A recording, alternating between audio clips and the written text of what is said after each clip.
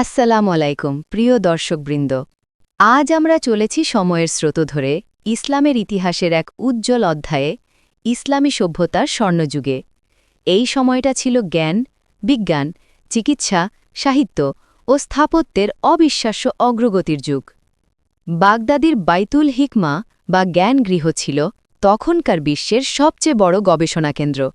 এখানে Greek, Persian, ভারতীয় এবং রোমানদের জ্ঞান অনুবাদ হয়ে ছড়িয়ে পড়েছিল পুরো দুনিয়ায়। চিকিৎসাবিদ্যায় ইবনে সিনা লিখেছিলেন আল কানুন ফিত তিব, যা ইউরোপের মেডিকেল বিশ্ববিদ্যালয়ে শত শত বছর ধরে পড়ানো হতো।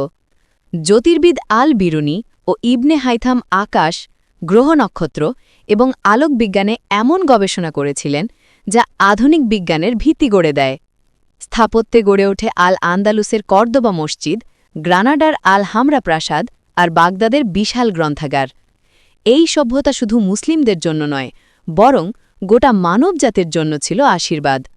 কোরআন ও হাদিস থেকে অনুপ্রাণিত হয়ে মুসলিমরা শিখেছিল, জ্ঞান অর্জন করা প্রতিটি মুসলমানের জন্য ফরজ, আর এই শিক্ষাই তাদের নিয়ে যায় জ্ঞান আর বিজ্ঞানের সর্বোচ্চ শিখরে। আজকের আধুনিক চিকিৎসা, জ্যোতির্বিজ্ঞান, গণিত, অনেক কিছুর শেকড় রয়েছে সেই ইসলামী স্বর্ণযুগে।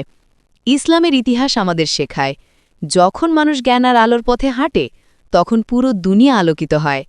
আজকের বিষয় কেমন লাগলো কমেন্টে জানাবেন। সবাই ভালো থাকবেন এবং জ্ঞান গল্পের সাথে থাকবেন। আল্লাহ হাফেজ।